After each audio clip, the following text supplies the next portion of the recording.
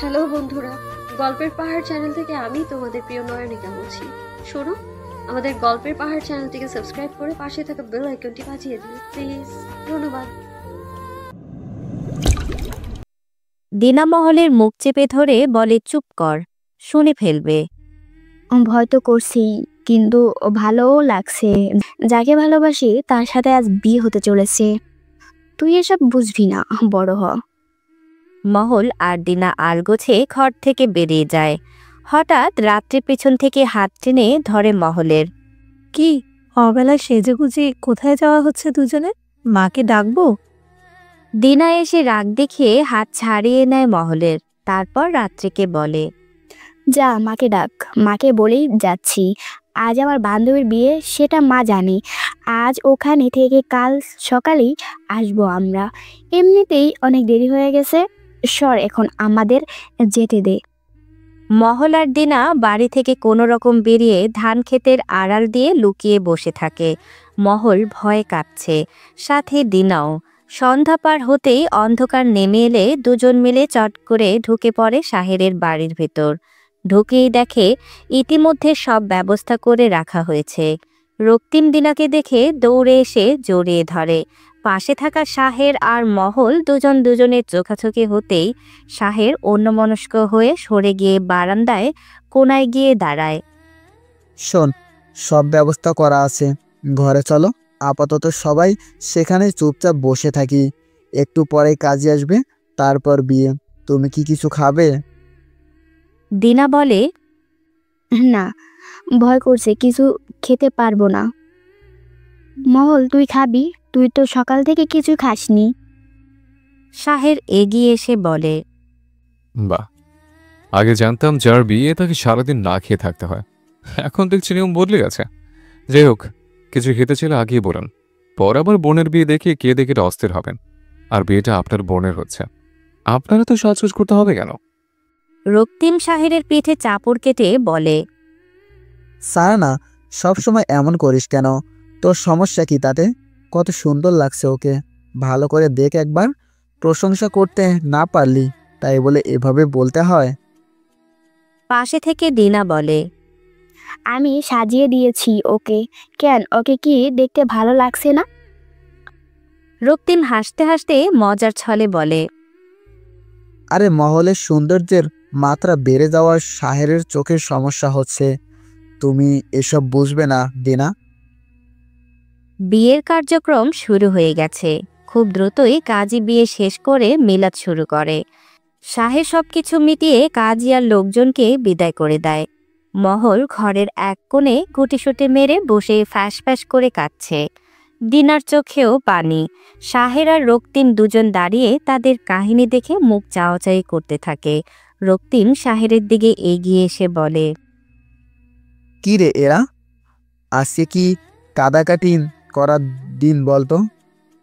শাহের কিছু বলে না, চুপচাপ দাঁড়িয়ে দেখতে থাকে মহলের ফ্যাচফ্যাচানি কান্না। রক্তিম আবার বলে, মহলকে নিয়ে বেরিয়ে যাতো শাহের, আমি আমার বউকে একটু সান্ত্বনা দেই। এই যে মহল আপু, তোমাকে সাথে থাকার জন্য অসংখ্য ধন্যবাদ, কিন্তু দয়া করে আজকের দিনটা মাটি করো না আমাদের। মহল মুখ ভার করে আলগোছে উঠে বারান্দায় চলে যায়। শাহেরও পিছন পিছন বেরিয়ে আসে। মাঝরাতে হালকা গুড়ি গুড়ি বৃষ্টি শুরু হয়। শাহেরের নিজের ঘর আজ রক্তিমদের দখলে। আর একটা পড়ানোর ঘর, যেখানে সিট চেয়ার টেবিল পাতা, শোবার কোনো ব্যবস্থা নেই। মহল পড়েছে ভারী বিপদে। দিনা বলেছিল সবাই মিলে সারা রাত গল্প করে কাটিয়ে দিবে। শাহেরেরও রক্তিমকে এমনটাই শর্ত দিয়েছিল, কিন্তু রক্তিম কথা দিয়ে কথা রাখেনি। মহলের মতো শাহের নিজেও এখন উসখুস করছে। মহল বারান্দার খুঁটি ধরে দাঁড়িয়ে আছে, ভীষণ ভয় আর সংকোচ নিয়ে আর চোখে শাহেরকে দেখছে। শাহের বারান্দার অপর পাশে দাঁড়িয়েছিল। মহলের দিকে এগিয়ে এসে খানিকটা দূরত্ব বজায় রেখে বলে, আপনি চাইলে ঘরটায় গিয়ে বসতে পারেন, আমি বারান্দায় আছি। মহল দ্রুত মাথা নেড়ে না বলে, আমি এখানেই থাকবো, আপনি যান। শাহের আবার বলে, ঠান্ডা পড়ছে, আপনার তো আবার এইটুকু তো অসুস্থ হয়ে যাওয়ার অভ্যাস। যান ঘরে গিয়ে বসুন, ভয় পাবার কিছু নেই। আমি যাবো না ওই ঘরে।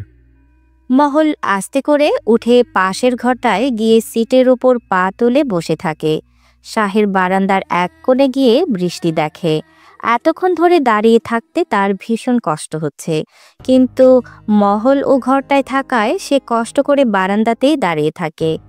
একটু পর বারান্দা থেকে পাটে নিয়ে মাটিতে বিছিয়ে শুয়ে পড়ে সেখানে। বৃষ্টি বাড়ছে, মেঘের গর্জন হচ্ছে তুমুল শব্দ করে।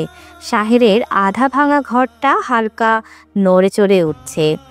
ঘরে থাকা মহলের চোখ ঘুমে আচ্ছন্ন, কিন্তু তুমুল গর্জনার ঘর নড়াতে সে ভয়ে ভয়ে এসে দরজায় দাঁড়িয়ে থাকে শাহেরের কাছাকাছি। শাহের বুঝতে পারে মহল ভয় পাচ্ছে, সাথে ঘুমে চোখ খুলে তাকাতে পারছে না সে। শাহের শোয়া থেকে উঠে বলে, আপনার কি বেশি সমস্যা হচ্ছে? চাইলে এখানে একটু ঘুমিয়ে নিতে পারেন, আমি উঠে যাচ্ছি। শাহের উঠে যেতেই মহল কোনো কিছু না ভেবেই তুম করে পাটির উপর শুয়ে পড়ে।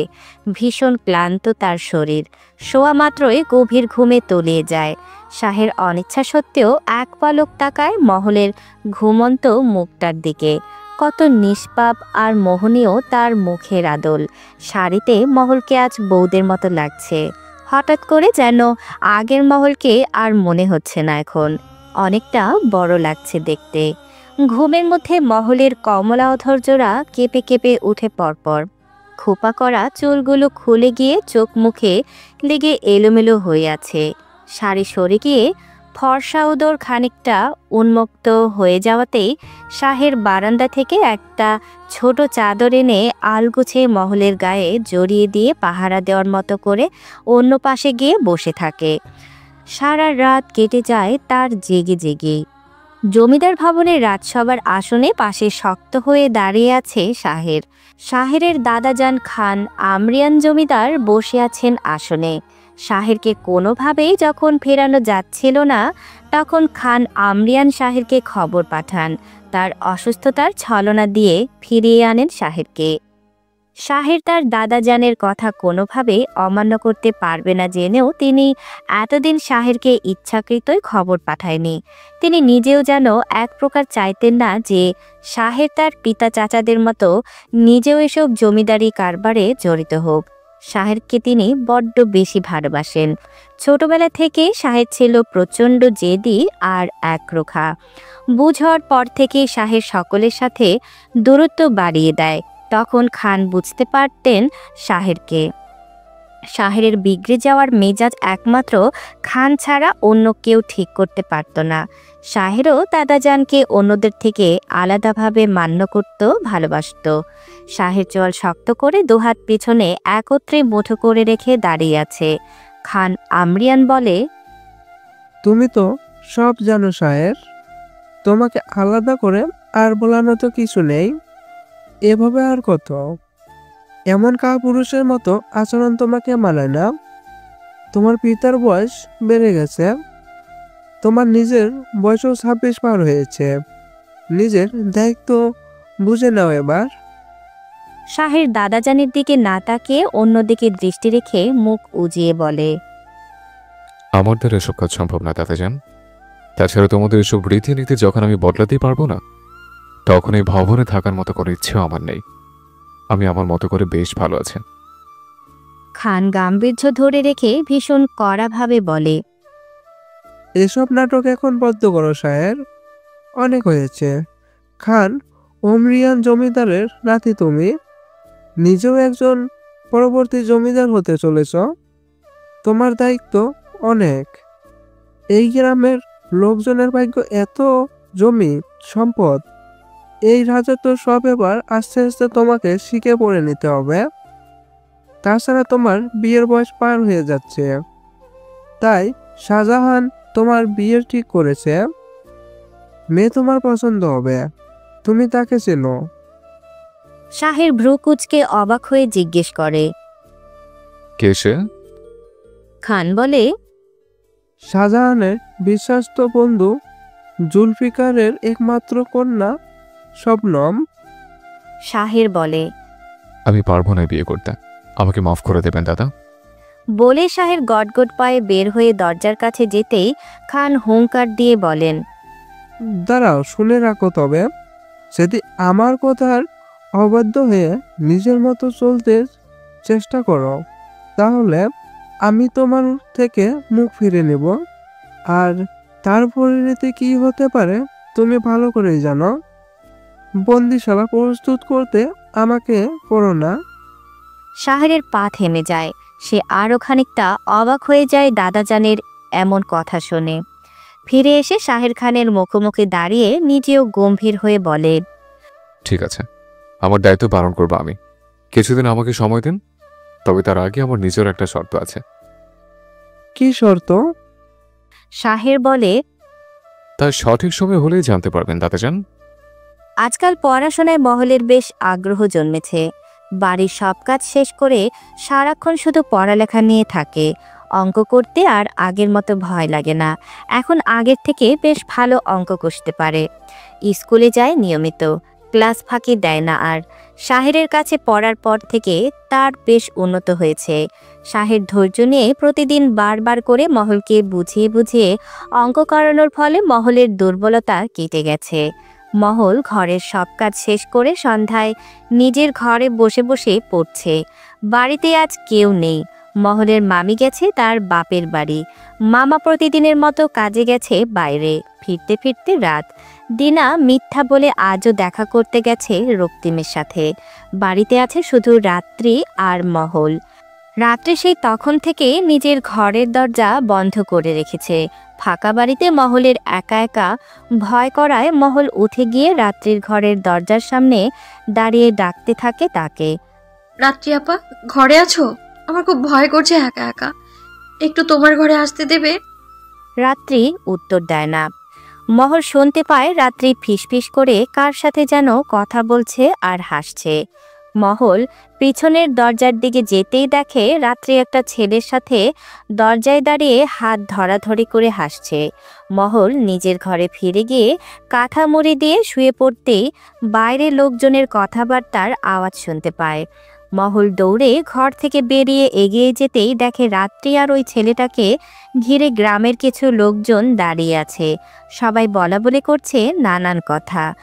দুটো লোক ছেলেটার হাত গামছা দিয়ে বেঁধে ধরে রাখে। মহলকে দেখে রাত্রি সামনে কাঁদতে কাঁদতে বলতে থাকে, তোর জন্য আমার বাপ মায়ের মাথা কাটা গেল, দেখ। লোকজন মহলের দিকে তেড়ে এসে বলতে থাকে, কিরে মহল, ঘটনা কি? ঠিকভাবে তোরা বলবি নাকি ঘাড় ধরে তোদের গ্রাম ছাড়া করবো? সত্যি করে বল সব। মহল কিছু বুঝতে পারে না কেন সবাই তাকে ধমকাচ্ছে। সে তো কোনো দোষ করেনি। দোষ করলে রাত্রি করেছে। কিন্তু রাত্রি সমানে কেঁদে কেঁদে বলে যাচ্ছে মহলের সাথে দেখা করতে এসেছিল। লুকিয়ে লুকিয়ে ওরা রোজ দেখা করে। ছেলেটাকে সবাই জিজ্ঞেস করলে সে কিছু বলে না। মহলের মামা ইতিমধ্যে বাড়ির ভেতর ঢুকে পড়ে। লোকজন মহলের মামাকে ধরে বলতে থাকে, মেয়েগুলোকে ফেলে রেখে সারাদিন কাজ করে বেড়াও, খোঁজ খবর ঠিকভাবে রাখো এদের। মহলের মামা কিছু বুঝতে পারে না। ঘটনা জানতে চাইলে একজন লোক বলে, তোমার মেয়েরা আর ভাগ্নিটাও তোমাদের আড়ালে কি করে বেড়ায়? সেসব দিকে তাল আছে তোমাদের? আজ হাতে নাতে ধরেছি। ভর সন্ধ্যায় এই ছেলের সাথে ঘরে বসে রঙ্গ করে তারা। আর এক মেয়ে দিনা, সেটার তো খোঁজ খবরই থাকে না। মাঝে মাঝে রাত নাই দিন নাই ঘুরে বেড়ায়। অপর এক লোক বলতে থাকে, শোনো, যদি ভালো চাও সবগুলোকে বিয়ে দিয়ে বিদায় করো, নয়তো আমরা সবাই মিলে তোমাদের গ্রাম ছাড়া করব। 7 দিন সময় দিলাম, যেভাবে হোক এই দুটোকে বিদায় করে গ্রাম থেকে সরানোর ব্যবস্থা করো। মহলের মামা মহলের দিকে তাকিয়ে বলে, মহল, অপরাধী আসলে কি তুই বল? মহল ভয়ে চুপ করে থাকে। একবার সে রাত্রির দিকে আর একবার মামার দিকে তাকিয়ে মাথা নিচু করে দাঁড়িয়ে থাকে। মহলের মামা আবার বলে, রাত্রি না তুই, তারপর যা করার করবো। বল সত্যিটা। যদি তুই অপরাধী হয়ে থাকিস তো এই ছেলের সাথে তোর বিয়ে দেব, আর রাত্রির জন্য আলাদা করে পাত্র দেব। মহল কিছু বলার আগে রাত্রি চট করে তখন বলে ফেলে, না, ওর সাথে আমার বিয়ে দিয়ে দাও। মহলের জন্য ভালো ছেলে খুঁজে দেখো। মহল তো তোমার আদরের, ওকে তোমার মনের মতো পাত্র দেখে বিয়ে দিও। রাত্রির কথা শুনে মহল ভয় পেয়ে যায়। মামার দিকে এগিয়ে গিয়ে বলে, মামা তুমি কি সত্যি আমার বিয়ে দেবে? আমার কোনো দোষ নেই মামা, বিশ্বাস করো। মহলের মামা মহলের মাথায় হাত বুলিয়ে বলে, আমি জানি তুই কিছু করিসনি, কিন্তু আমাদের সম্মান বাঁচতে গিয়ে তোর সাথে অন্যায় করতে হবে। প্রেমা, মাফ করে দিস মামাকে। তুই চিন্তা করিস না, আমি তোর ভালো করে বিয়ে দেবো, দেখিস। আর এই 7 দিনের ভেতরেই রাত্রির মত এমন চোর ছানা লোকের সাথে তোর বিয়ে কখনোই দেব না। আমার উপর বিশ্বাস রাখ। রাতে মহলের ঘরে দিনা এসে শুয়ে পড়ে মহলের পাশে। দিনা রাতেই ফিরেছে। সব ঘটনা শোনার পর নিজের মনেও ভয় ঢুকে গেছে তার, কিন্তু মহলের জন্য খুব খারাপ লাগছে দিনার। রাত্রির কারণে এখন এই মেয়েটার জীবনটা নষ্ট হতে যাচ্ছে। মহল কাঁথা মুড়ি দিয়ে ফুপিয়ে ফুপিয়ে কাঁদছে। সামনেই তার ফাইনাল পরীক্ষা, আর তার আগেই এমন একটা অঘটনের কবলে পড়ে তার সব জলাঞ্জলি দিতে হচ্ছে রাত্রির কারণে। ওদিকে রাত্রির কোনো চিন্তা নেই, সে আপন মনে শুয়ে শুয়ে গুনগুনিয়ে গান গাইছে। দিনা মহলের মাথায় হাত বুলিয়ে বলে, মহল রে, এভাবে কাঁদিস না, খুব খারাপ লাগছে আমার। কি বলে যে তোকে সান্ত্বনা দিব এই মহল, এত কাঁদিস না বনু। মহল এক নাগারে কেঁদেই চলছে। দিনা আবার বলে, শোন, কাল আমরা আব্বাকে ভালোভাবে সব বুঝিয়ে বলবো, যাতে তোকে বিয়ে না দেয়। দেখিস আব্বা ঠিক বুঝবে। মহল কাঁথার ভিতর থেকে মুখ বের করে বলে, লাভ নেই দিনাপা, মামার আর কিছুই করার নেই। মামা যদি আমাদের বিয়ে না দেয় তাহলে তো সবাইকে গ্রাম ছাড়া থাকতে হবে। তাই বলে রাত্রির জন্য তোর সাথে এমন করবে? আর এত কম সময়ে ছেলে কই থেকে আনবে আব্বা? কার সাথে বিয়ে দিবে তোর? মহলকে বাড়িতে ডাকতে এসেছে আয়শা আর পারুল। মহল গত 3 দিন হয়ে গেল স্কুলে যায় না, শাহের স্যারের বাড়িতেও পড়তে যায় না। শাহের আয়শাদের জিজ্ঞেস করলে আয়শারা বলতে পারে না মহলের কথা, তাই শাহের মহলের খোঁজ নিতে আয়শাদের পাঠিয়েছেন। মহল বিছানায় শুয়েছিল। আয়শা আর পারুল মহলের পাশে বসে মহলকে বারবার জিজ্ঞেস করে কেন মহল স্কুলে যায় না, পড়তে যায় না। মহল বলে তার বিয়ে হয়ে যাবে, এত পড়ে আর কি হবে, যদি বিয়ের পর পড়তে পারে তখন পড়বে, না হলে আর বিয়ের আগে স্কুলে যাবে না। পারুলরা মহলের কথায় অবাক হয়ে যায়। হুট করে মহলের বিয়ে ঠিক করে ফেলেছে তার মামা, এটা কোনো কথা? আয়শা বলে, শেহর স্যার আমাদের পাঠিয়েছেন তোর খোঁজ নিতে, এখন কি বলবো স্যারকে গিয়ে তোর বিয়েটা বলবো? মহল বলে, যা খুশি বলে দিস, কিন্তু আমি আর পড়তে যাব না। তোরা যা স্কুলে, তোদের দেরি হয়ে যাচ্ছে। পাশে থেকে পারুল বলে, আচ্ছা বুঝলাম বিয়ে হবে, কিন্তু পরীক্ষাটা আগে শেষ কর। তোর মামাকে বুঝিয়ে বল, না হয় শায়েস্তারকে আমরা বলি যেন তোর মামাকে বুঝিয়ে বলে এখন তোকে যাতে বিয়ে না দেয়। সামনে পরীক্ষা আমাদের। কিরে মহল, কথা বল। আচ্ছা বিয়ের আগ পর্যন্ত স্কুলে চল, অন্তত আজকে চল, স্যার আমাদের পাঠিয়েছেন। ক্লাস না করলে দেখা করে আই। মহল যেতে চায় না, তার ভীষণ লজ্জা করছে। শাহেরের সামনে যেতে সাহস করে না মহল। মহলের বিয়ের কথা শুনে নিশ্চয়ই শাহের স্যার কত রকম লজ্জামূলক কথা শোনাবে তাকে। এমনিতেও পড়াশোনা নিয়ে এতদিন মহলকে সে নানানভাবে বকাবকি করে এসেছে, এখন যদি বিয়ের কথা বলে কেমন হবে বিষয়টা, ভাবতেই মহলের চোখে পানি আসে। দিনা এসে বুঝিয়েও মহলকে স্কুলে পাঠাতে পারে না। পারুলরা জোরাজোরি করতে থাকলে মহল বলে, বিকেলে সে পড়তে যাবে, কিন্তু স্কুলে এত মানুষের সামনে সে এইভাবে শাহের স্যারের দ্বারা অপদস্থ হতে পারবে না। পারুলরা চলে যায় মহলকে রেখে। বিকালে মহল পড়তে যায় সবার শেষে। পড়তে যেতে না চাইলে দিনা জোর করে পাঠিয়ে দেয় তাকে। মহল পড়তে এসে চুপচাপ বসে আছে পিছনের সিটে। শাহের গলা খেকর দিয়ে ক্লাসে ঢুককেই বই হাতে নিয়ে সবাইকে গণিত করতে বলে। সবাই খাতা খুলে গণিত করা শুরু করলে মহল চুপচাপ বসে খাতা খুলে বসে থাকে। এই কদিন আসেননি কেন? আপনার জন্য কি পড়াশোনা পিছিয়ে রাখবো? সামনে যে এসএসসি পরীক্ষা, সে খেয়াল আছে? শাহের মহলের সামনে এগিয়ে গিয়ে মহলকে আবার জিজ্ঞেস করতে থাকে, কি হয়েছিল বলুন। আয়শা, পারুল যা বলেছে তা কি সত্যি? মহল উঠে দাঁড়িয়ে মাথা নিচু করে মিনমিনে সুরে বলে, জি স্যার, আমার মামা আমার বিয়ে ঠিক করেছে। শাহেরের প্রচণ্ড রাগ হতে থাকে মহলের কথা শুনে। রুকুচকে রুষ্ট কণ্ঠে বলে, বিয়ে মানে কিসের বিয়ে? বিয়ের মানে বলছেন আপনি? আশ্চর্য। আপনার মামাকে বলে দিন আপনার সামনে পরীক্ষা, এসব বিয়েটি বন্ধ করুন। শাহেরের হঠাৎ করে এমন চিৎকারে সবাই ভয় পেয়ে যায়। লেখা বন্ধ করে দিয়ে সবাই সবার দিকে লুকিয়ে চোখাচোখি করতে থাকে। শাহের ধমক দিয়ে সবাইকে বলে, যাকে যা করতে দেওয়া হয়েছে চুপচাপ করুন, নিজেদের লেখায় মনোযোগ দিন। বলে সে মহলের দিকে আবারও তীক্ষ্ণ দৃষ্টি নিক্ষেপ করে বিরক্ত সুরে বলে, বিয়েদিকে আপনার মত আছে? কি হলো বলুন। মহল মাথা নিচু করে ঠোঁট উল্টিয়ে কেঁদে ফেলে। সে জানতো পড়তে আসলে এমন কিছু একটাই হবে তার সাথে, এজন্যই আসতে চায়নি। শাহের তার জবাবের জন্য অপেক্ষা করছে, কিন্তু মহল কিছু বলে না। শাহের চোখ কটমট করে মহলের দিকে দৃষ্টি রেখে বিড়বিড় করে বলে, খুব শখ হচ্ছে বিয়ে করার? হ্যাঁ, বের করছে বিয়ে করা। পড়ানো শেষ হলে শাহের সবাইকে ছুটি দিয়ে দেয়। সবাই একে একে বের হলেও আয়শা পারুল বসে থাকে, মহলকেও যেতে দেয় না। পারুল বলে, তোরা সবাই যা, আমরা তিনজন একটু পর আসবো, আর দু একটা অঙ্ক আমরা বুঝতে পারিনি। মহল বলে, আমি থেকে কি করব? দেরি হয়ে গেলে আমি একা যেতে পারবো না, তোরা থাক, আমি চলে যাই।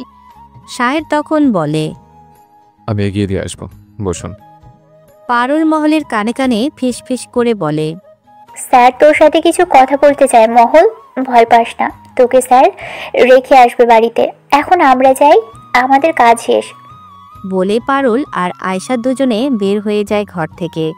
যেতে যেতে দুজনে কানাকানি করে বলতে থাকে। পারুল বলে, স্যারকে নিয়ে আমরা যা সন্দেহ করতাম তা সত্যি, দেখলি তো মহলের বিয়ের কথা শুনে স্যার কেমন রেগে গেছে। শুধু শুধু তুই কষ্ট পেলি রে আয়শা, স্যারকে তুই কত পছন্দ করতি। আয়শা মন ভার করে বলে, হ্যাঁ তাই তো দেখছি, আমি একা স্যারকে পছন্দ করে কি হবে, তার তো পছন্দ মহলকে। মহলেরও কপালটা দেখ, স্যারের মতো এমন সুন্দর একটা মানুষ এই হতভাগা মহলকে পছন্দ করে। আমাদের মহল কি কম সুন্দরী নাকি? দেখিস না আশেপাশের সব ছেলেরা কত পাগল ওর জন্য। আয়শারা চলে যেতে শাহের ধারাম করে দরজা বন্ধ করে দেয়। মহলের পিলে চমকে ওঠে, ভয়ে ভয়ে বলতে থাকে, স্যার বাড়ি যাব, সন্ধ্যা হয়ে গেছে, আর একটু দেরি হলেই আমার কপালে দুঃখ আছে। শাহের মহলের দিকে এগুতে এগুতে বলে, দুঃখ তো আমি দিব এখন। কিসের তো সাহস তোমার বিয়ে করার? দেখে ছাড়বো। মহলকে হাত ধরে এক ঝটকায় টেনে নিজের সামনের সিটে বসিয়ে দেয় শাহের। মহল ভয়ে চুপসে যায়, কাঁদতে থাকে সামনে। শাহের মহলের মুখোমুখি হয়ে বসে শান্তভাবে বলে, কাঁদছো কেন তুমি? ভয় পাচ্ছ আমাকে? মামাকে বলবে বিয়ে করবে না, পারবে? কি হলো বলো। মহল কেঁদে কেঁদে বলে, পারবো না। কেন পারবে না? পারতে হবে, এটা আমার আদেশ। আপনি পড়াশোনার বাইরে আমাকে আর কোনো আদেশ দিতে পারেন না স্যার, আমি রাখতে পারবো না। শাহের মহলের সামনে থেকে উঠে দাঁড়িয়ে খানিকটা দূরত্ব বজায় রেখে বলে, কেন পারবে না? আমার সে অধিকার নেই? না নেই, তাছাড়া আমিও মামার কথায় রাজি। শাহের দরজা খুলে দিয়ে মহলের হাত টেনে বাইরে বের করে দিয়ে বলে, ঠিক আছে, চলে যান, বিয়ে করুন গিয়ে। বলে শাহের মহলের মুখের ওপর দরজা বন্ধ করে দেয়। মহল ঘুটঘুটে অন্ধকারে ভয় পেয়ে যায়, তবুও একাই ভয়ে ভয়ে পা টিপে বারান্দা পেরিয়ে হাঁটা শুরু করে বাড়ি যাওয়ার উদ্দেশ্যে। বাইরে বের হতেই শিমুল গাছের দিকে তাকিয়ে আবার পিছিয়ে পড়ে। এখান দিয়ে একা অন্ধকারে মহল যেতে সাহস করে না। শাহেরকে ডাকতে গিয়েও আর ডাকে না। শাহের জানালা দিয়ে মহলকে দাঁড়িয়ে কাঁদতে দেখে বুকের ভিতর ধক করে ওঠে। নিজেকে খুব পাষাণ মনে হয় তখন। দরজা খুলে এগিয়ে মহলের সামনে গিয়ে হাত বাড়িয়ে দিয়ে শাহের বলে, চলো। মহল হাত ধরে না, গুটি গুটি পায়ে হাঁটতে থাকে নিজের মতো। শাহের পেছন থেকে হাত টেনে ধরে বলে, কি হাত ধরতে সমস্যা তোমার? বেশি বুঝলে কোলে তুলে নিয়ে যাব। মহলের শরীর মন কোনোটাই ভালো নেই। গ্রামবাসীর দেওয়া সময়ের 7 দিনের 5 দিন পার হয়ে গেছে। রাত্রির বের সব গোছগাছ প্রায় হয়ে গেছে। রাত্রি ভীষণ খুশি। সে ঘুরে ঘুরে মহলকে এসে বলছে, কিরে মহল, কাল পেরোলেই পরশু আমাদের বিয়ে। তোর কেমন লাগছে? তোর বরকে তো আমরা এখনো দেখলামই না। তোর মামা কাকে যে ধরে রেখে দিয়েছে কে জানে। বরের নাম নাকি কালু, দেখতেও নাকি ভূতের মতো কালো। বলেই রাত্রি গলা ফাটিয়ে হাসতে থাকে রাত্রি। মহলের চোখে পানি এসে যায়। কাঁদো কাঁদো মুখ করে দিনার কাছে গিয়ে বসে কাঁদতে থাকে। দিনা মহলকে বুঝ দিয়েও কুল পায় না। মোটামুটি বিয়ের গোছগাছ মহলের মামা এগিয়ে রেখেছে। মহলের বর নাকি শহরে থাকে, মহল তাই শুনেছে। কিন্তু তার বর কালো, ভূতের মতো কিনা তা জানে না, জানার ইচ্ছেও নেই তার। শুধু কোনো এক অজানা কারণে শাহের স্যারের জন্য তার খুব মন খারাপ লাগছে। ভীষণ দম বন্ধ লাগছে তার। কেন এমন হচ্ছে মহল জানে না।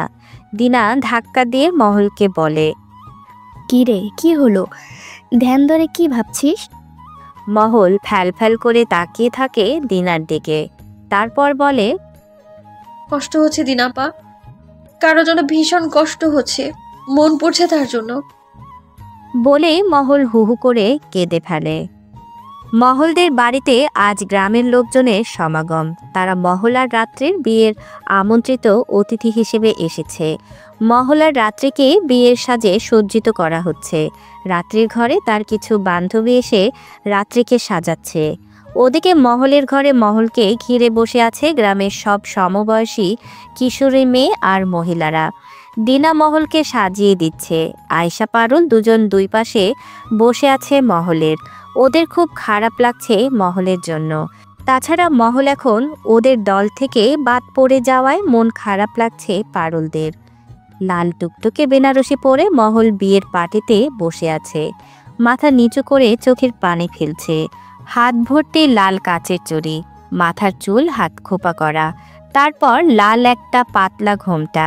গায়ে কোনো গয়না নেই, শুধু পাতলা একটা সামান্য স্বর্ণের মালা, যা মহলের মামা টাকা জমিয়ে মহলের জন্য আগেই গড়ে রেখেছিল।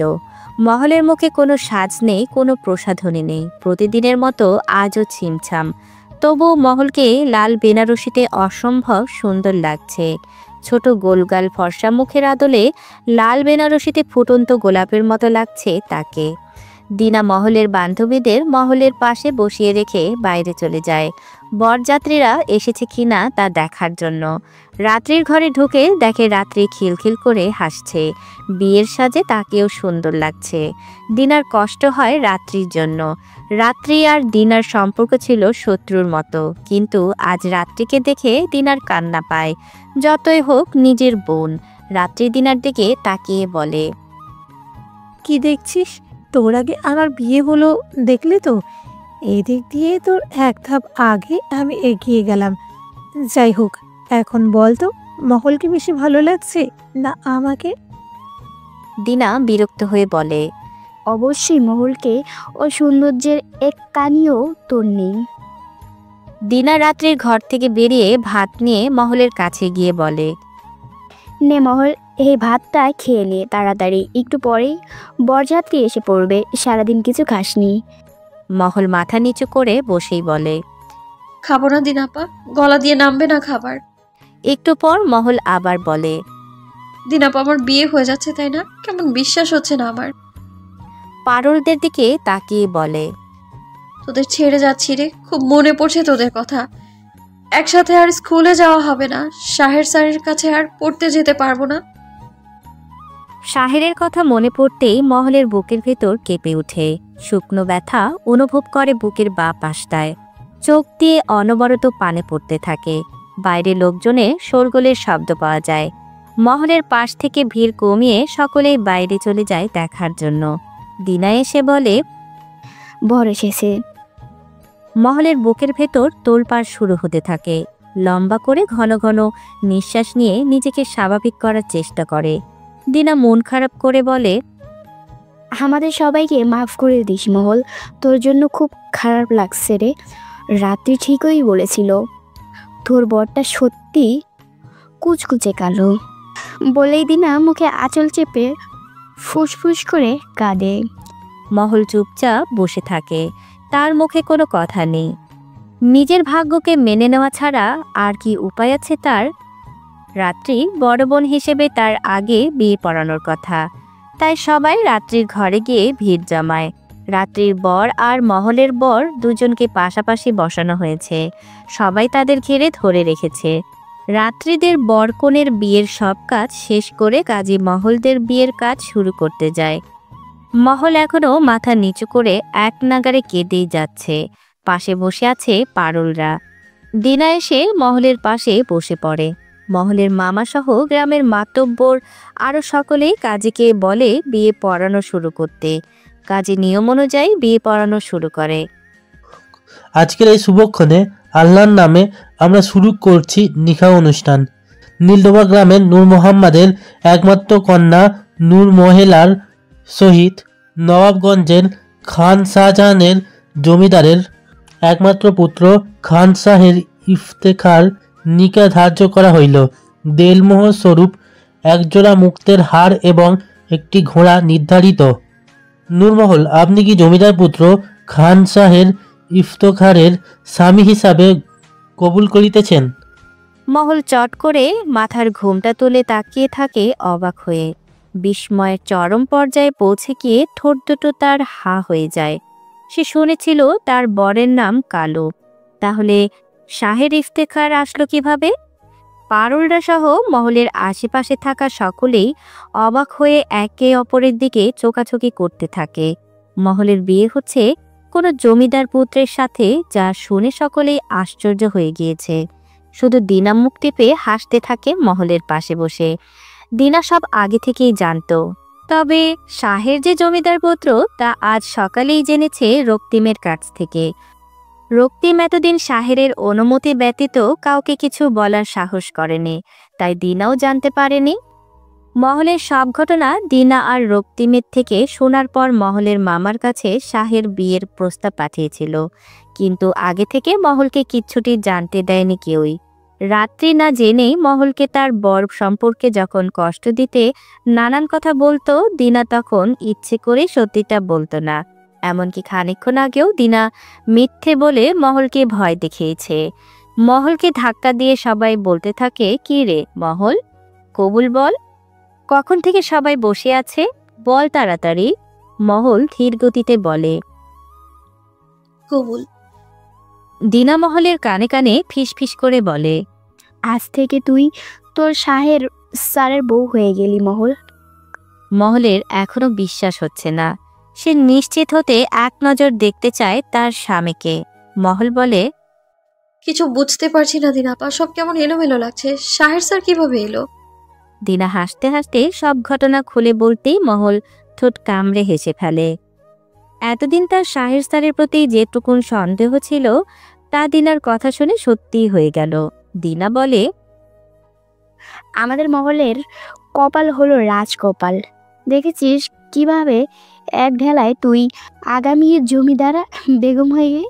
শাহ স্যার তোকে অনেক ভালোবাসে, না হলে কি রাজত্ব ফেলে এখানে স্কুল শিক্ষক হয়ে পড়ে থাকে? পারুলরা সহ মহল আরো খানিকটা হা হয়ে জিজ্ঞেস করে, মানে কি, বুঝিয়ে বলো। হ্যাঁ রে, রক্তিমের থেকে আমি শুনেছি শাহের ভাইয়ের ব্যক্তিত্ব কিছু কারণে সে সবসময় জমিদার ভবন ছেড়ে এখানে সেখানে ঘুরে বেড়ায়। মহলকে তো স্কুলেই দেখেছিল শাহের ভাই, সে তো রক্তিমের সাথে প্রায় আসতো আমাদের গ্রামে। ওভাবেই তখন থেকে নজরে রাখতো ওকে। তারপর এখানেই বাড়ি ভাড়া নিল, মহলের স্কুলে ঢুকলো। তবে শাহের ভাই এখনই ওকে বিয়ে করতে চায়নি, কিন্তু দুর্ঘটনার জন্য করতে হলো। যাইগে, যা হয়েছে সব ভালোই হয়েছে। এবার মহলেদের বিদায়ের পালা। উঠোনের মাঝে মহল আর শাহেরকে ঘিরে লোকজন ভিড় করেছে। মহলের বিদায় বেলায় মহলের চোখের কোণে এক বিন্দু পানি জমেছে, তবে যতটা কাদাকাটি করার কথা ছিল তার ছিটে ফোঁটাও নেই। তবে দিনা কাঁদছে, মুখে আঁচল চেপে। রক্তিম শাহেরের পাশে দাঁড়িয়ে দেখেছে দিনাকে কাঁদতে, কিন্তু কিছু করতে পারছে না। শাহেরকে বিড়বিড় করে বলে, এই রাত্রি আর ওর বরের জায়গায় যদি দিনা আর আমি আজ অঘটনের শিকারটা হতাম কত ভালো হতো বল। তাহলে আজ আমাদেরও বিদায় দিত ওর বাপ। শ্বশুরবাড়ি এসেও বউ নিয়ে যেতে পারছি না, তোর বরযাত্রী হয়ে এসে তোর বউ নিয়ে যেতে হচ্ছে। কি কপাল আমার। বিছানায় গুটিসুটি মেরে মহল বসে আছে, লম্বা ঘোমটা দিয়ে মুখ ঢাকা। খানিকক্ষণ আগে মহলকে নিয়ে এসেছে শাহের। মহলের সবকিছু কেমন স্বপ্নের মতো মনে হচ্ছে। এমন হবার কথা ছিল না, কিন্তু কিভাবে সব হয়ে গেল মহলের মাথায় ঢুকছে না এখনো। শাহের জামা কাপড় বদলে বাইরে থেকে হাত মুখ ধুয়ে এসে ঘরে ঢোকে। দরজাটা খট করে লাগিয়ে দিতেই মহল চমকে উঠে বড় বড় ঢোক গিলতে থাকে। শাহের বিছানায় গিয়ে মহলের পাশে বসে, তার হাতে খাবারের থালা আর পেয়ালা ভর্তি পানি। শাহের বিছানায় খাবারের থালাটা রাখতে রাখতে বলে, ঘুমটাতে এবার তুলুন। আর কতক্ষণ এইভাবে থাকবেন? দম আটকে মরে যাবেন তো। পরে আরেকটা বেগম আনতে হবে আমাকে। মহল কাঁপা কাঁপা হাতে আস্তে করে ঘোমটা তুলে রাখে মাথার উপর, আর চোখে তাকায় শাহেরের দিকে। শাহের বলে, দুমদাম এভাবে বিয়ে করার জন্য দুঃখিত। অবশ্য আমি না করলে তো অন্যকে বিয়ে করে নিয়ে যেত। শুধু শুধু নিজের জিনিসে অন্য কাউকে কেন হাত লাগাতে দেব, তাই না? খাবারটা খেয়ে নাও। সারাদিন যে কিছু খাওয়া হয়নি তা ভালো করেই জানি। মহল মিনমিন করে বলে, খাবো না, খিদে নেই। শাহের নিজের মতো করে খাওয়া শুরু করে। মহলের খিদে বেড়ে যায় তা দেখে পানির পেয়ালাটা তুলে নিয়ে ভয়ে ভয়ে পানি খায়। শাহের মহলের মুখের কাছে লোকমা তুলে বলে, নাও, হা করো। কি হলো? মহল পরপর কয়েকবার লোকমা খেয়ে নেয় শাহেরের হাতে। খাওয়া শেষে শাহের ব্যাগ থেকে একটা সুতি শাড়ি বের করে এনে মহলকে বলে, শাড়িটা পাল্টে নাও, আমি বাইরে আছি। শাহের চলে যেতেই মহল ঘরের দরজা চট করে বন্ধ করে দেয়। ঘুমটা ফেলে দিয়ে জোরে জোরে শ্বাস নিতে থাকে। পরনের শাড়ি পাল্টে সুতি শাড়িটা পরে নেয়। খানিকক্ষণ পর দরজা খুলে বারান্দায় শাহেরের কাছে গিয়ে বলে, আমি চোখে মুখে পানি দেব, আমার খুব মাথা ধরেছে। শাহের গোসলখানা দেখিয়ে দিয়ে বলে, একা যেতে পারবে? মহল মাথা নাড়িয়ে না বলে। শাহের মহলকে গোসলখানায় নিয়ে গিয়ে বাইরে দাঁড়িয়ে থাকে। মহল চোখে মুখে পানি ছিটিয়ে চলে আসতেই অন্ধকারে পা পিছলে উল্টে পড়ে যায়। সাথে সাথে শাহের ধরে ফেলে শক্ত করে, চট করে তুলে নেয় কোলের উপর। মহল কুকড়ে গিয়ে মিশে যায় শাহেরের শক্তপোক্ত বুকের সাথে। ঘরে নিয়ে নামিয়ে দিয়ে শাহের বলে, তাড়াতাড়ি ঘুমিয়ে পড়ো। সকালে আমরা জমিদার ভবনে ফিরব। আর শোন, সেখানে গিয়ে অনেক রকম পরিস্থিতির মুখোমুখি হতে হবে তোমাকে। সামনে নিতে হবে সব, ভেঙে পড়বে না, বুঝেছ? মহল কিছুই বুঝতে পারে না শাহেরের কথা। তবে জমিদার ভবনের নাম শুনেই মনে ভয় ঢুকে যায় তার। শাহের বিছানায় গিয়ে শুয়ে পড়ে। মহল দাঁড়িয়ে থাকে খাটের পাশে, কোথায় শোবে তা বুঝতে পারে না। বাইরে গিয়ে বারান্দা থেকে পাটি এনে মেঝেতে বিছিয়ে শাহেরের পাশ থেকে একটা বালিশ টান দিতে শাহের খপ করে হাত ধরে ফেলে মহলের। চোখ বন্ধ রেখেই বলে, কোথাও যাবে না, এখানে আমার পাশে ঘুমাবে। মহল হাত ছাড়ানোর চেষ্টা করতে করতে বলে, আমি আপনার পাশে ঘুমোতে পারবো না স্যার। শাহের ফট করে উঠে মহলের হাত ছেড়ে দিয়ে অন্য ঘর থেকে ব্যাত এনে বলে, এত যখন সারসার করছো তাহলে তো এটা দিয়ে শাসন চালাতে হয়, কি বলো? মহল চুপচাপ আস্তে করে বিছানার এক কোণায় গিয়ে গুটিসুটি মেরে শুয়ে পড়ে। শাহের মহলের পাশে খানিকটা দূরত্ব বজায় রেখে আধ শোয়া হয়ে থাকে। মহল ঘুমিয়ে পড়ে কিছু সময়ের মধ্যেই। শাহের অপলক চেয়ে থাকে মহলের ঘুমন্ত মুখটার দিকে। একই বিছানায় পাশাপাশি মহলকে নিজের পাশে ঘুমোতে দেখে শাহের আনমনে হেসে ফেলে। পেটের ওপর থেকে মহলের নরম তুলতুলে হাতখানা তুলে হাতের তালুতে হালকা ঠোঁট ছোঁয়ায়। শিরায় শিরায় কেমন অদ্ভুত এক শিহরণ ছড়িয়ে পড়ে। মস্তিষ্ক জুড়ে নাড়া দিয়ে ওঠে মহলকে নিজের সবটুকু বিলিয়ে দেওয়ার, আর মহলকে সম্পূর্ণরূপে নিজের করে নেওয়ার। শাহের আলগোছে মহলের হাত ছেড়ে দিয়ে আবার আলতো করে রেখে দেয় মহলের পেটের উপর।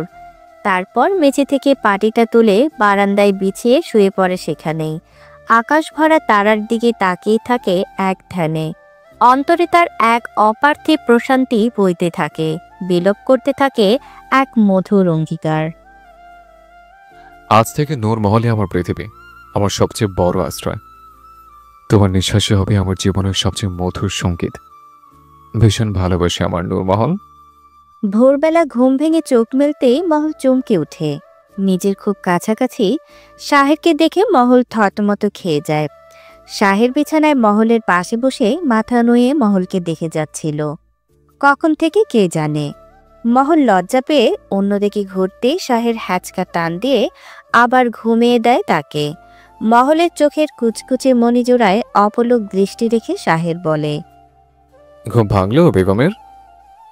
মহল কাচুমাচু করে বলে, জি। বলে মহল উঠতে গিয়ে দেখে তার শরীরে কাঁথা জড়ানো। মহল শাহেরের দিকে জিজ্ঞাসু চোখে তাকালে শাহের বলে, মাঝরাতে বেশ ঠান্ডা পড়েছিল, তে কাঁথা জড়িয়ে দিয়েছিলাম।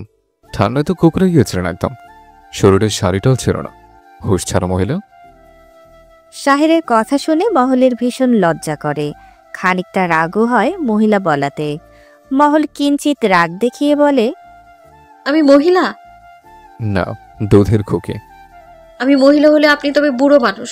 শুনেছি আপনি আমার থেকে 12 বছরের বড়। বলে মহল জিভ কাটে, ভয়ে খেচে চোখ বন্ধ করে রাখে। শাহের একটা ধমক দেবে এই ভয়ে। শাহের ফিক করে হেসে ফেলে মহলের কথায়। এই প্রথম মহল এমন সাহস দেখিয়ে কথা বলছে শাহেরের সাথে। ভাবতেই শাহেরের হাসি পাচ্ছে। এই তো 2 দিন আগেও মহল শাহেরের ভয়ে নড়তে পারত না। এখন ঘরণী হয়েছে বলে সাহস কি বাড়তে শুরু করেছে মহলের। শাহের জোরে জোরে হাসতে থাকে মহলের কথায়। মহল পিটপিট করে চোখ মেলে দেখতে থাকে সেই হাসি। এই প্রথম সে শাহেরকে এত কাছে থেকে দেখছে, এভাবে হাসতে দেখছে। শাহের যে একটা গম্ভীর আর ভীষণ রাগী, এটা আর এখন মনে হচ্ছে না মহলের কাছে। শাহেরকে বেশ চমৎকার লাগছে মহলের কাছে। একটা মস্ত লম্বা মতন মানুষ শাহের, প্রশস্ত শক্তপোক্ত বুকের গড়ন, শ্যামবর্ণের মুখশ্রী, গালে খোঁচা খোঁচা দাড়ি, আখিদয়ে ঘন পাপড়ে আর লম্বা নাকটা, সব মিলিয়ে অনবদ্য এক সৃষ্টি সে। শাহের দুম করে হাসি থামিয়ে মহলের দিকে ঝুঁকে এসে বলে, এক রাতে এত সাহস বেড়ে গেছে, বাকি সারা জীবন তো পড়ে আছে। আমার সাথে কখনো সাহস দেখানোর চেষ্টা করবে না, ঠিক আছে? আমি কিন্তু খুব একটা সুবিধার নই, পরে কিন্তু কেতে গোল পাবে না। শাহের উঠে বেরিয়ে যায় বাইরে। মহলও আলগোছে উঠে একটা সুতি শাড়ি বের করে গোসলখানায় ঢুকে পড়ে। কাল বিকাল থেকে মহলের মাথা ধরে আছে, তাই ভালো করে শরীর মাথায় পানি ঢালে। গোসলখানায় দরজা নেই, চারিদিকে টিনের বেড়া, মাথার উপরে ফাঁকা, সেখান দিয়ে আকাশ দেখা যায়। দরজা না থাকায় পর্দা ব্যবহার করা হয়। মহল পর্দা টেনে নেয় ভালো করে। পরনের কাপড় ছাড়তে ছাড়তে ওকে দিয়ে বারবার দেখে পর্দার বাইরে। শাহের আশেপাশে নেই, তাই নিশ্চিন্তে নিজের মতো করে গোসল শুরু করে। ব্রাশ হাতে দুম করে শাহের ঢুকে পড়ে গোসলখানায়। মহল চিৎকার দিয়ে চোখ বন্ধ করে ফেলে। শাহেরও কিছু বুঝে ওঠার আগেই অন্যদিকে মুখ ঘুরিয়ে বলে, তুমি আছো, আমি জানি নাকি? আজব মেয়ে কোথাকার, এইভাবে কেউ গোসল করে? বেশরম মহিলা। মহল কোনোরকম গায়ে কাপড় জড়িয়ে বলে, আপনারও তাহলে শরম নেই? আপনিও এইভাবে? শাহের চট করে মহলের দিকে আবার ঘুরে কাছাকাছি গিয়ে বলে, আমিও কি দেখাচ্ছ? মহল চুপ করে মাথা নুয়ে থাকে। কি হলো বলো? বলবো না। তাহলে আবারও শরম ছাড়া বলবেন আপনি? শাহের ধরতে পারে মহলের কথা, চোখ মুখে শয়তানি হাসি নিয়ে বলে, সারা রাত কি ঠিকভাবে ঘুমিয়েছ, নাকি আমার উপর নজরদারি করছিলে? তুমি খুব চালাক মেয়ে। এমনি আমি বলি না, তোমার পেটের মধ্যে শয়তানি দিয়ে ভর্তি। যাও সরে দাঁড়াও, আমি ফ্রেশ হব। মহল নড়ে চড়ে না, লজ্জায় তার মাথা কাটা যাচ্ছে। আমতামতা করে চোখ ফিরিয়ে নিয়ে বলে, আপনি বেরোন, আমি এভাবে থাকতে পারছি না, অসুবিধা হচ্ছে। শুকনো কাপড় পরতে হবে। শাহের খানিকটা বিরক্ত হয়ে যায়। বের হতে পারবো না, যা করার আমার সামনে করো। এটা আমার গোসলখানা, এখানে যা যা আছে সব আমার। এই নূরমহল নামের মূর্তিটাও আমার, তো সমস্যাটা কোথায়? দূর, কেমন যেন আপনি। ধুর আবার কে? আর আমি এমনই, খুব খারাপ, আগে তো বলেছে। শাহের মুখ না ধুয়েই রাগ দেখিয়ে বের হয়ে যায়। মহল যেন হাফ ছেড়ে বাঁচে। চটপট করে কাপড় পেঁচিয়ে দৌড়িয়ে বেরিয়ে আসে গোসলখানা ছেড়ে। রান্নাঘরে গিয়ে মহল লেবু কাটতে থাকে। শাহের লেবু ছাড়া ভাত খেতে পারে না। ভাত তরকারি সব রান্না শাহের নিজেই করে রেখেছে। মহলকে কিছু করতে দেয়নি। মহল কয়েকবার বলেছিল সে রান্না করতে জানে, কিন্তু শাহের শোনেনি, নিজেই সব করেছে। তাই মহল আগ বাড়িয়ে লেবু কাটতে এসেছে, এসেই অঘটন ঘটিয়ে ফেলেছে। ডান হাতের বুড়ো আঙুল অনেকখানি কেটে গলগল করে রক্ত পড়ছে সেখান থেকে। মহল আঙুল চেপে নিঃশব্দে চোখের পানি ফেলছে। তো শব্দটি করার সাহস হচ্ছে না, যদি আবারও নিজের মাতব্বরের জন্য শাহেদের কাছে থেকে ধমক শোনে সেই ভয়ে। মহলের দেরি দেখে শাহের এগিয়ে এসে দেখে মহল হাত চেপে চোখের পানি মুছে যাচ্ছে, হাত দিয়ে রক্ত পড়ছে অনবরত। শাহের দৌড়ে এসে মহলের হাতটা টেনে নিয়ে চেপে ধরে, প্যান্টের পকেট থেকে রুমাল বের করে শক্ত করে বেঁধে দেয়। মহলের দিকে ভ্রু কুঁচকে কঠিন দৃষ্টি নিক্ষেপ করতেই মহল যেন মিয়ে যায় একদম। কিছু বলার সাহস করে না আর। শাহের কিছু বলতে গিয়েও বলে না। রান্নাঘরে থাকা সমস্ত লেবু নিয়ে শাহের ছুঁড়ে ফেলে দেয় বাইরে। মহলকে ধরে ঘরে নিয়ে যায়। শাহের ভাত মেখে মহলের মুখের কাছে তুলে ধরে, মুখে কোনো কথা বলে না। মহল ভয়ে ভয়ে বলে, ভুল হয়ে গেছে, মাফ করে দিন, আর আপনার কথার অবাধ্য হব না। মহলের চোখের কোণে পানি দেখে শাহের রাগ নিমিষেই নিভে যায়। চোখ মুখের কাঠিন্যতা সরিয়ে স্বাভাবিক হয়ে বলে, ঠিক আছে, মাফ করলাম। এবার খাও, খাওয়া শেষে আমরা নবাবগঞ্জের উদ্দেশ্যে রওনা হব। মহলের গলা শুকিয়ে যায় ভয়ে, ভাত গিলতে কষ্ট হয়। শাহেরের দিকে তাকিয়ে থাকে অসহায় দৃষ্টিতে। শাহের বুঝতে পারে মহলের অবস্থা। মহলকে পানির পেয়ালাটা বাড়িয়ে দিয়ে আশ্বস্ত করে বলে, ভয় নেই, আমি আছি তো। জমিদার ভবনে প্রবেশদ্বারে সামনে মহলকে নিয়ে দাঁড়িয়ে আছে শাহের। মহল শাহেরের কাছাকাছি গা ঘেঁষে দাঁড়িয়ে আছে। শাহেরের চাচাতো বোন মেহের শাহেরের সাথে মহলকে দেখে দৌড়ে গিয়ে রোকসানাকে খবর পাঠায়। রোকসানা সহ আরও সকলেই এমন খবর শুনে হন্তদন্ত হয়ে ছুটে আসে প্রবেশ দরজায়। পিছন পিছন এগিয়ে আসে শবনমও। শাহের আজ ফিরে আসবে তা সে গতকাল জানিয়ে দিয়েছিল, কিন্তু এভাবে ফিরে আসবে তা কেউ কল্পনাও করতে পারেনি। রোকসানা সহ সকলেই ভীষণ অবাক হয়ে দাঁড়িয়ে থাকে কিছুক্ষণ। শাহেরের দিকে এগিয়ে এসে রোকসানা বলে, বাপ, কে মেয়ে? তোমার সাথে কেন এসেছে? কি হয় তোমার? মহল ভয় পেয়ে যায়, চট করে শাহেরের হাত ধরে নেয়। শাহেরও মহলকে আশ্বস্ত করতে মহলের হাতটা শক্ত করে ধরে রাখে নিজের হাতের মুঠোয়। তারপর মাথা উজিয়ে কর্কশ গলায় বলে, কাল আমি বিয়ে করেছি আম্মা, সে আমার বিয়ে করাবো। জমিদার ভবনের আগামী জমিদার খান শাহের ইফতেখারের সে একমাত্র বেগম নূরমহল। আশা করি আপনারা তাকে আগাম জমিদার হিসেবে তার প্রাপ্য সম্মানটুকু তাকে দেবেন। সকলেই হা হয়ে যায় শাহেরের কথা শুনে। পিছিয়ে দাঁড়িয়ে থাকা শবনম অপলক দৃষ্টিতে তাকিয়ে থাকে মহল আর শাহেরের দিকে। জোবাইদা সব দাসীদের দিকে বলে বরণডালা সাজিয়ে আনতে। রোকসানা এগিয়ে যায় মহলের দিকে। মহল ভয়ে সিটকে আছে শাহেরের সাথে। সবাই আপদমস্তক ভালো করে পরখ করতে থাকে মহলের। রোকসানা মহলের নত হওয়া থুতনি ধরে উঁচু করে বলে, জমিদার বেগমদের কখনো মাথা নুয়ে রাখতে নেই। শাহেরের চোখে মুখের শক্ত ভাব কেটে গিয়ে শীতল হয়ে যায় মায়ের কথায়। সে বুঝতে পারে মহলকে নিয়ে তার মায়ের কোনো অভিযোগ নেই। শাহের মহলকে ইশারায় পা ছুঁয়ে সালাম করতে বলে রোকসানার, সাথে নিজেও সালাম করে তার মায়ের। জোবাইদা বরণডালা আর পিতলের জগে করে দুধ নিয়ে আসে, তাতে পান পাতা ডোবানো। রোকসানা শাহের আর মহলকে মিষ্টি খাইয়ে ধান দূর বা ঘাস মাথায় ছিটিয়ে বরণ করে। তারপর মহলের হাত ধরে সামনে এনে নিজের গলা থেকে খুলে হীরের লকেট সহ একটা সবুজ পাথরের আংটি পরিয়ে দেয় মহলকে। পান পাতা ভেজানো দুধ ঢেলে পা ধুয়ে দেয় মহলের। তখন গামছা দিয়ে পা মুছিয়ে দিয়ে প্রবেশ করায় জমিদার ভবনের ভেতর কক্ষে। শাহেরের দিকে এক ধ্যানে মগ্ন হয়ে তাকিয়ে থাকে শবনম। তার বিশ্বাস হচ্ছে না এসব কিছু।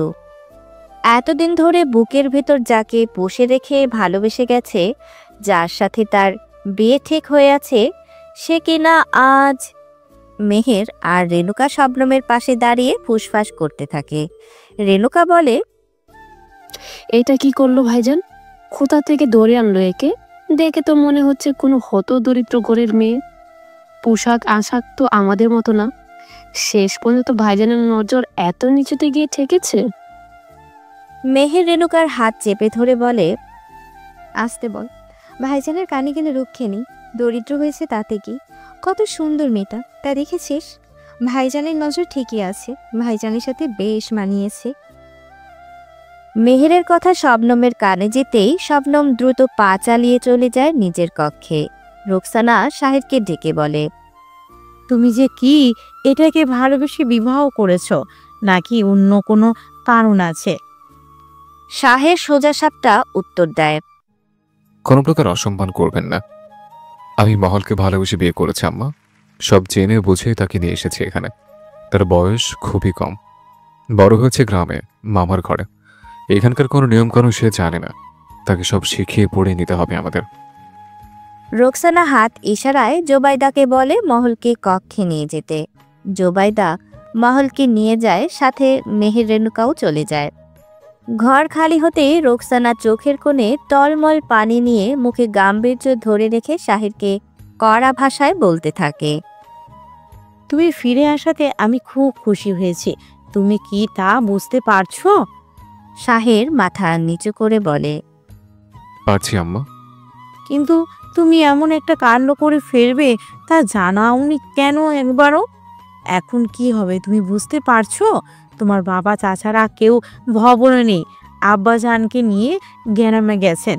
তারা ফেরার পর কি অবস্থা করবে তোমার আন্দাজ আছে? তোমার সাহেব যদি মেয়েটাকে ভালোবেসে বিয়ে না করতে তো কিছুদিন রেখে তাকে বিদায় করে দিতাম। ভুলটা তুমি করেছো সেখানে। এখন তাকে না পারবো সকলের কাছ থেকে আগলে রাখতে, আর না পারবো তাড়িয়ে দিতে। রাগে শাহেরের চোয়াল শক্ত হয়ে আসে, তবুও নিজেকে নিয়ন্ত্রণ করে বহু কষ্টে। আস্তে ধীরে বলে, আমি এখন ভবনে ফিরে এসেছি আম্মা। জমিদের আসন গ্রহণ করতে আমি প্রস্তুত হচ্ছে। দাতা জানের সাথে আমার কথা আছে। আমি আমার সব দায়িত্ব আস্তে ধীরে বুঝে নিতে চাই। আর একজন ভবিষ্যৎ জমিদের হিসেবে আমার নিজের পছন্দ অপছন্দ বিচার বিবেচনা অনুযায়ী চলার অধিকার আমার আছে। সেই হিসেবে নূরমহলকে বিয়ে করে আনাতে কোনো ভুল দেখছি না আম্মা। রোকসানা শাহেরের দিকে এগিয়ে গিয়ে বলে, বেশ, তবে তোমার দাদাজান আর বাচ্চাদের সামলে নিতে হবে তোমাকে। কিন্তু শবনম আর তার পরিবারকে বহু আগে থেকেই যে কথা দিয়ে রাখা হয়েছে তার কি করবে? শাহের চুপ হয়ে দাঁড়িয়ে থাকে, কোনো উত্তর দিতে পারে না। শবনমের সাথে তার বিয়ের কথা হয়েছিল অনেক বছর আগে। তখন শাহের হ্যাঁ না কিছু বলেনি। তার পরিস্থিতি পরিবেশটা তখন আলাদা ছিল। শবনম যে শাহেরকে পছন্দ করে তাও শাহের জানত। এখন ভুলটা শাহের নিজেই করেছে। শবনম বা তার পরিবারের কোনো দোষে দিতে পারে না। শাহের বলে, শবনম অনেক ভালো মেয়ে, অনেক বুদ্ধিমতী। আশা করি সে আমাকে বুঝতে পারবে। বাকিটা আমি দেখে নেব। বলে শাহের গটগট করে চলে যায় নিজের কক্ষে। মহলের জন্য আলাদা করে ঘর দেওয়া হয়েছে। মহল চুপচাপ বসে আছে সেখানেই, চোখ ঘুরিয়ে দেখছে ঘরের সৌন্দর্য। চকচকে সাজানো গোছানো রঙিন ঘর, ঝলমলে বিশাল বড় ঝাড়বাতি মাথার উপর, মস্ত বড় বড় দুটো জানালা, চমৎকার রঙিন পর্দা ঝুলছে তাতে, তুলতুলে নরম বিছানা, অদ্ভুত ধরনের খাট আর আলমারির নিখুঁত কাজ দেখে মহলের দৃষ্টি সরে না। মহল বিছানা টিপে টিপে দেখতে থাকে। জানালার কাছে যেতেই তার চোখে পড়ে জমিদার ভবনের পুরো আঙিনা। বিশাল জায়গা জুড়ে জমিদার ভবন গড়ে তোলা হয়েছে। দুই পাশে ফল আর ফুলের বাগান, খানিকটা দূরে বড় একটা পুকুর ঘাট। পুকুর ঘাটের চারপাশে শান বাঁধানো, আশেপাশে কিছু সাদা ভাস্কর্য দাঁড় করানো। ভবনের সামনে মূল ফটক থেকে সামান্য দূরে দুই পাশে কালো লাল রঙের বেশ কিছু ঘোড়া দাঁড়িয়ে আছে। পাশে একটা ঘোড়ার গাড়ি। শাহের বলেছিল তাদের ঘোড়াশালা আছে। তার ঘোড়ার রং কালো, আর মহলকে যেটা দিয়েছে তা সাদা রঙের, পোষ মানানো। মহলের আগ্রহ জাগে ঘোড়া দুটো দেখার জন্য। হঠাৎ ঘরে কারো পায়ের শব্দ পড়ায় মহল চমকে উঠে জানালা ছেড়ে ঘুরে দাঁড়ায়। রুমিলা ঘরে ঢুকেছে। সে মহলের পাশে গিয়ে ঘুরে ঘুরে মহলকে দেখতে থাকে। মহল ভয় পেয়ে যায়। রুমিলা বুচিয়ে বলে, বাহ, ছোট জমিদারের পছন্দ দেখছি বেশ ভালো। দেখে তো একদম কচি মনে হচ্ছে। তা নাম কি গো মেয়ে? মহল মাথা নিচু করে বলে, নূর, নূর মহল। রুমিলা মহলের বেশ খানিকটা কাছে গিয়ে বলে, শুনলাম প্রেমের বিবাহ। যেই শুনেছ জমিদার পুত্র অমনি বিয়ে করে ফেললে, সামাল দিতে পারবে তো? জমিদারদের নজর চরিত্র কোনোটাই কিন্তু ভালো না, তা কি জানো মেয়ে? দেখো, দুদিন লীলা খেলা করে লাথি মেরে ঠিকই ছুড়ে ফেলবে বাইরে। তাছাড়া তোমার স্বামীর জন্য তো উপযুক্ত মেয়ে ঠিক করে রাখা আছে। ওই যে দেখলে শবনম, ওইটা। ভালোবাসে তো ওই মেয়েটা শাহেরকে। কখন যেন দেখবে তার ঘরে চলে গেছে তোমার শাহের। কিচ্ছু করতে পারবে না। এটাই নিয়ম এখানকার। বলে রুমিলা চলে যায় হাসতে হাসতে। মহলের চোখে পানি এসে যায় রুমিলার কথায়। হঠাৎ জোবাইদা এসে মহলকে কাঁদতে দেখে বলে, কি গো, কাঁদছো কেন? কি হয়েছে? ভয় করছে এখানে এসে? মহল জোরে জোরে কেঁদে ফেলে। শাহের দরজায় দাঁড়িয়ে গলা খেকর দিয়ে কাশতেই জোবাইদা আলগোছে ঘর ছেড়ে বেরিয়ে যায়। শাহের ঘরে ঢুকে বলে, কি হয়েছে? ভয় করছে? সবার কথা মনে পড়ছে? কাঁদছো কেন? কি হলো মহল বেগম? মহল জবাব দেয় না। কাঁদতে কাঁদতে আছড়ে পড়ে শাহেরের শক্ত বক্ষ মাঝে। শাহের আলতো করে জড়িয়ে নেয় মহলকে। বুকের সাথে পিষিয়ে ফেলতে ইচ্ছে করে মুহূর্তের মধ্যে। কিছু একটা ভেবেই পরক্ষণেই ছেড়ে দেয় মহলকে। মহল লজ্জা পেয়ে চোখ মুখ মুছে স্বাভাবিক হয়ে দাঁড়ায়। শাহের বলে, একটু পর আমার ছোট দুই বোন মেহের আর রেণুকা আসবে। তোমাকে এখানকার নিয়মকানুন সব শিখিয়ে দেবে। আর আজ এই ঘরেই থাকবে তুমি। চাইলে আরো কিছুদিন থাকতে পারো। নিজেকে সহজ স্বাভাবিক করা অবধি আমার ঘরে আসার প্রয়োজন নেই। পারবে এখানে একা থাকতে? ভয় পাবে না তো? মহল মাথা নাড়িয়ে বলে, পারবো। শাহের নিজের ঘরে চলে যায়। তার বাবা চাচাদের মুখোমুখি হতে অপেক্ষা করতে থাকে। মহলের ঘরে অনুমতি নিয়ে প্রবেশ করে মেহের আর রেণুকা। বিছানায় গিয়ে মহলের পাশে বসে বলে, আপনি কিছু খাননি ভাবি, চলুন আগে খেয়ে নেবেন, তারপর না হয় ভবনটা আপনাকে ঘুরে দেখাবো। মহলের চেয়ে বয়সে বড় মেহের আর রেণুকা। তাকে ভাবি বলছে ভাবতেই মহলের লজ্জা পাচ্ছে। মহল মাথা নিচু করে বলে, আমি কিছু খাবো না, খিদে নেই আমার। মেহের বলে, সে কি কথা, এমন বললে হবে? আপনি নতুন বেগম, আপনি না খেলে তো আমরাও খেতে পারবো না। তাছাড়া শাহের ভাইজান বেশ কড়া করে বলে দিয়েছেন আপনার খাওয়া দাওয়ার দিকে বিশেষ নজর দিতে। আপনার এমন শুকনো শরীর দেখলে ভাইজান আমাদের উপরে রাগান্বিত হবেন। মেহেরের পাশে থেকে রেণুকা বলে, আপনি চাইলে দাসীদের বলবো যেন আপনার খাবার ঘরে দিয়ে যায়। রেণুকা চলে যায়। একটু পরেই দুটো দাসী বিশাল বড় বড় থালাতে করে খাবার এনে রাখে মহলের টেবিলের উপর। মহল এত খাবার দাবার দেখে ঘাবড়ে যায়। লজ্জায় মুখে তুলতে পারে না কিছুতে। হঠাৎ শবনমের আগমন ঘটে সেই ঘরে। শবনম মহলের খাবার টেবিলের আশেপাশে চোখ ঘুরিয়ে বলে, বেশ আয়োজন, নতুন বেগম হলে বুঝি এমন আদর পাওয়া যায়। দুদিন পরেই হয়তো এই আদরটা আমি পেতাম। আজ আমার আদরটা অন্য কেউ পাচ্ছে। সত্যি তুমি ভাগ্যবতী মেয়ে। মহল খাবার ফেলে ফ্যাল করে তাকিয়ে থাকে শবনমের দিকে। এই তাহলে শবনম মেয়েটা? কি সুন্দর দেখতে, রাজকন্যাদের মতো পোশাক আশাক, কি ফর্সা মুখমণ্ডল, বাদামি চোখের মণি। মহল কাচামুচো করে বলে, আমি আমি এখন খেতে পারবো না, পরে খেয়ে নেব, আমার খুব ঘুম পাচ্ছে। শবনম কিছুটা অপমান বোধ করে, সাথে থাকা মেহেররাও। রেণুকা ভ্রুকুচকে বিরক্ত মুখে দাঁত কটমট করতে থাকে মহলের দিকে তাকিয়ে। মেহের রেণুকার কাঁধে হাত রেখে শান্ত হতে বলে। মহলকে বলে, এভাবে বলতেনি, আপনি নতুন বউ।